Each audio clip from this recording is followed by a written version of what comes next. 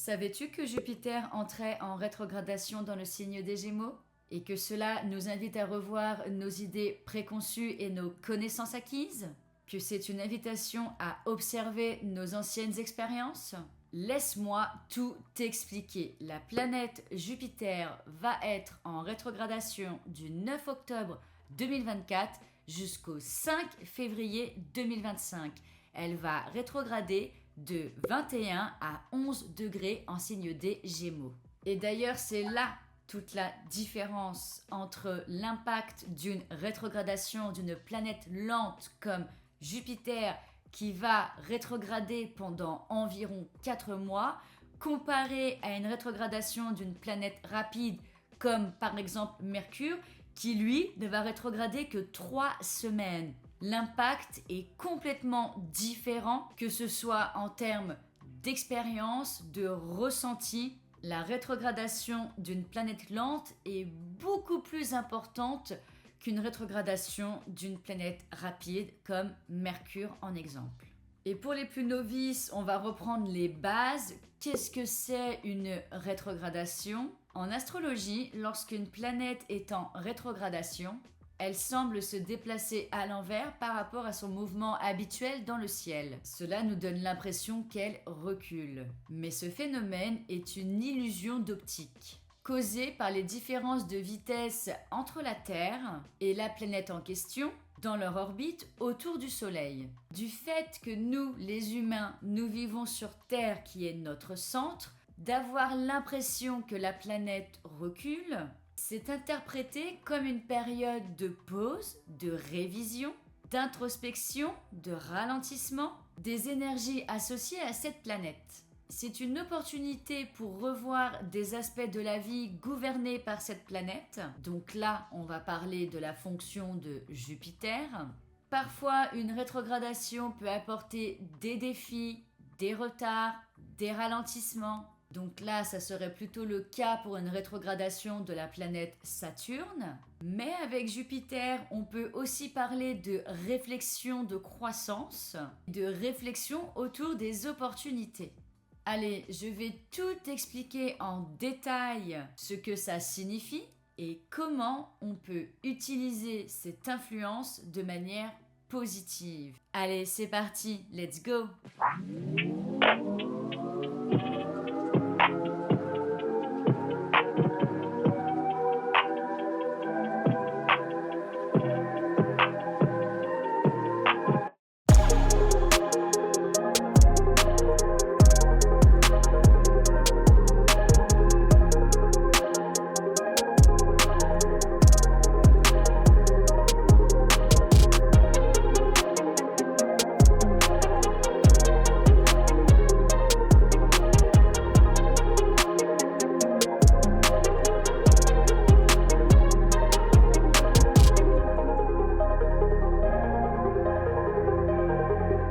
Qu'est-ce que représente Jupiter en astrologie? La fonction de Jupiter, c'est la croissance, l'abondance. C'est comment on s'intègre dans le social, dans la société. C'est une planète qui va parler d'épicurisme, d'abondance, de plaisir, de jovialité, de bienveillance, de générosité. Jupiter est dit comme le grand bénéfique, la planète de la chance. Mais attention, ça serait trop facile sinon, car Jupiter, il a quand même des aspects dissonants.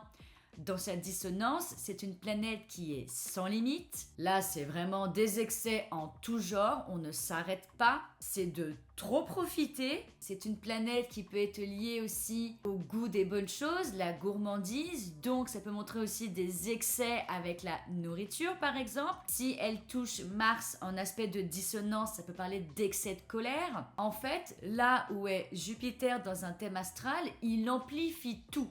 Il fait un zoom. Donc à observer les aspects qu'il crée aux autres planètes dans votre thème natal, à savoir que ce sera beaucoup plus parlant au niveau du caractère lorsque Jupiter touche une planète rapide comme Mercure, Mars, Vénus ou les luminaires comme le Soleil et la Lune. Mais en gros, Jupiter, c'est un peu le côté festif, le côté jovial. C'est une planète qui veut nous mettre en avant. C'est comment on se montre aux yeux du monde. Ça peut montrer la place qu'on prend. C'est une planète aussi qui va parler d'éducation, de transmission de messages. C'est une planète qui montre comment nous arrivons à faire fédérer les autres autour de nous. Elle est aussi liée aux croyances, à la spiritualité et au voyage. C'est une planète qui est pleine de richesses en termes de fonctions. Donc Jupiter influence notre désir d'élargir nos horizons. Ça parle aussi d'apprentissage.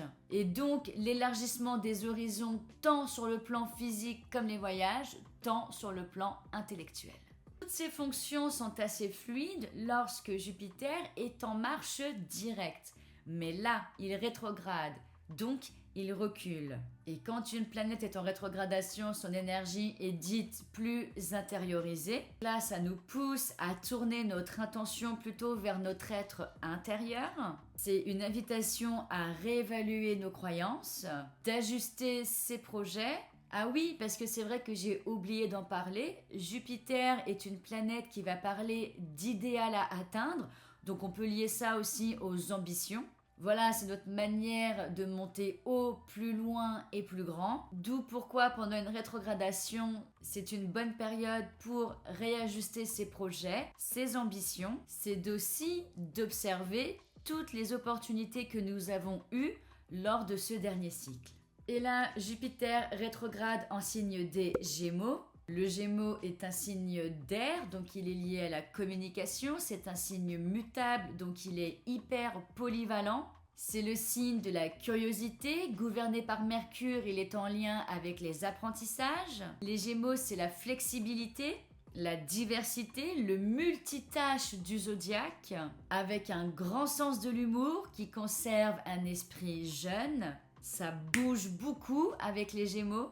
Et quand Jupiter est en marche directe en signe des Gémeaux, c'est normalement une période de grande ouverture, d'exploration de nouvelles idées et d'échanges intellectuels. Mais là, durant sa rétrogradation, au lieu de se précipiter sur des nouvelles idées, c'est une invitation à revoir nos méthodes de communication, nos croyances intellectuelles et de réfléchir à nos interactions passées. Alors, comment cette rétrogradation de Jupiter en Gémeaux impacte les différents domaines? Voici quelques conseils. Réévaluer les connexions sociales. Par exemple, si vous avez eu une difficulté à exprimer une idée ou à être compris, c'est une bonne période pour retravailler ça. Prenez aussi le temps d'aller plus en profondeur dans un apprentissage.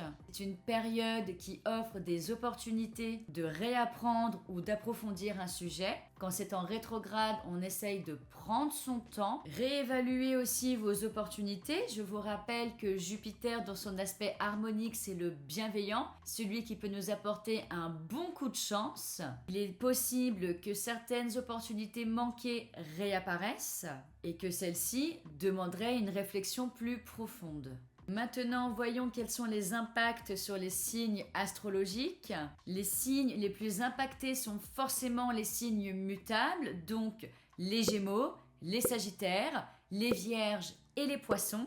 Après, c'est quand même un impact assez spécifique pour les signes solaires et ascendants Gémeaux, ou même ceux qui ont Jupiter en signe des Gémeaux, qui vivent alors un retour de Jupiter à sa position au natal. Après, vous pouvez tout à fait observer si vous avez des planètes en signe du Gémeaux qui sont entre 21 et 11 degrés Gémeaux. Car du coup, Jupiter viendra créer une conjonction sur celle-ci. Donc ça a quand même un impact assez spécifique. Si ça touche Vénus, ça peut parler de notre manière de séduire, de notre manière de créer du lien. Si c'est Mercure, ça va encore plus parler des apprentissages et des expériences acquises. Si c'est avec Mars, ça va parler de nos désirs, de ce qui nous motive, etc. Mais prenez bien en compte les degrés, c'est très important dans la méthode en astrologie. Donc admettons que vous avez une planète à 5 degrés en Gémeaux, bah là on ne va pas en parler car comme je le disais déjà, Jupiter va rétrograder jusqu'à 11 degrés, donc il ne va pas aller jusqu'à 5 degrés du Gémeaux. Personnellement pour les transits, je prends 3 degrés d'orbe pour les conjonctions. C'est pas comme au thème natal où je vais prendre 10 degrés d'orbe. pour les plus connaisseurs. Jupiter va reculer jusqu'à 11 degrés Gémeaux avant de repartir en direct en février et il va quitter le signe des Gémeaux en juin 2025 pour ensuite rentrer dans le signe du Cancer. Et là, pour le coup, ça sera mon retour de Jupiter à moi. J'ai Jupiter en Cancer dans mon thème astral. Bon, bref, revenons à nos moutons. Donc pour les personnes qui ont vraiment le signe du Gémeaux qui est dominant dans leur thème astral, ça va être une période où il est possible d'avoir des remises en question. C'est une rétrogradation plutôt sympa pour les Verseaux, les Balances, les Béliers et les Lions. Et même pour les Gémeaux, hein. Après il suffit juste de regarder un petit peu les aspects que ça peut créer sur votre thème natal. D'ailleurs, si ça vous intéresse, je propose des consultations de thème astral. Vous avez tous mes services écrits dans la description de cette vidéo.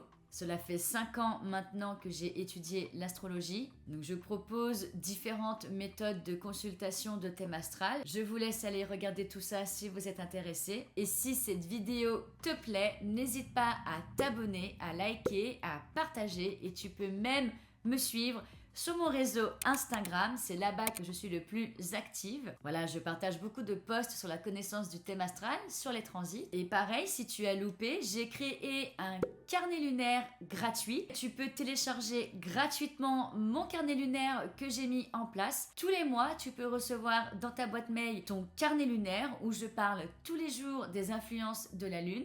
Pour rappel, la Lune régit notre humeur, nos besoins, notre sommeil, nos émotions. Et donc tous les mois, tu peux recevoir gratuitement ton carnet lunaire. Et ça, c'est pareil, si tu veux le recevoir, c'est dans la description de ma vidéo. Tu auras juste à rentrer ton adresse mail et cliquer sur « Je veux recevoir mon carnet lunaire ». Allez, maintenant passons à comment tirer parti de cette rétrogradation de Jupiter. Quelques conseils pratiques pour vous. Prendre du recul sur nos croyances. Utilisez cette période pour les réexaminer et ajuster ce qui ne résonne plus. Observez. Donc soyez attentifs aux détails, car comme je le dis, des opportunités inattendues peuvent pointer le bout de leur nez. Dernier petit conseil, observez votre thème natal. Pour savoir quel secteur peut être réellement concerné par la rétrogradation de Jupiter, je t'invite à regarder dans ton thème natal où se trouve la maison qui occupe le signe des Gémeaux, donc les degrés entre 21 et 11 degrés Gémeaux, et tu en sauras plus en détail sur quel secteur cette rétrogradation peut venir créer un impact. Je rappelle, la maison 1, ça va toucher notre personnalité, notre corps physique. La 2, les finances, le matériel. Là, je vous résume. Hein. La 3, la communication, les apprentissages, les frères et sœurs. La 4, le foyer, la famille. La 5, les enfants, la créativité, notre estime de nous-mêmes. La 6, le quotidien, le travail, les corvées. La santé aussi. La 7, le couple, les partenariats, les concurrents. La 8, notre psyché la plus profonde, la psychologie. Ça peut être aussi des petites crises à traverser. Ça touche l'ésotérisme. C'est une maison de santé aussi. La 9, les plus hauts apprentissages, les croyances, la spiritualité, les voyages. La 10, notre place dans la société, notre carrière, nos ambitions, où c'est que l'on veut s'élever, grandir. La 11, les projets, les amis, notre côté ingénieux, inventif, original. Et la 12, une maison très intime, c'est notre monde secret, ce que l'on ne partage pas avec tout le monde. C'est pour ça aussi qu'on dit une maison d'isolement, c'est le fait de se retrouver seul avec soi-même. Donc ça peut être bien aussi de faire le point au niveau de la spiritualité si vous avez Jupiter qui rétrograde en 12, car ça touche vraiment notre monde intérieur, nos croyances. Donc c'est une maison qui est assez spirituelle. Voilà pour le petit topo des maisons en résumé. Partagez-moi vos expériences des rétrogradations passées de Jupiter. Qu'est-ce que cela a eu comme impact dans votre vie ? Qu'est-ce que vous avez pu observer précédemment déjà? Et dites-moi aussi dans les commentaires si vous pensez être impacté par cette rétrogradation de Jupiter dans votre thème astral ou ça. Et avant de vous quitter, je vous rappelle que vous pouvez télécharger gratuitement mon guide lunaire pour t'aider à naviguer et à mieux comprendre le cycle de la Lune et le cycle de tes humeurs. Et surtout, ne vous faites pas d'appréhension. L'astrologie n'est pas faite pour ça. L'astrologie est un outil formidable de connaissance de soi qui nous permet d'anticiper des périodes, de savoir saisir les influences du moment. Il est vrai que pendant les périodes de rétrogradation, certaines choses peuvent sembler au ralenti, mais ce sont aussi des périodes d'opportunités de croissance profonde. Merci à toi de m'avoir écouté jusqu'ici. Je vous fais à tous de gros bisous et je vous dis à très bientôt pour une future vidéo. Ciao!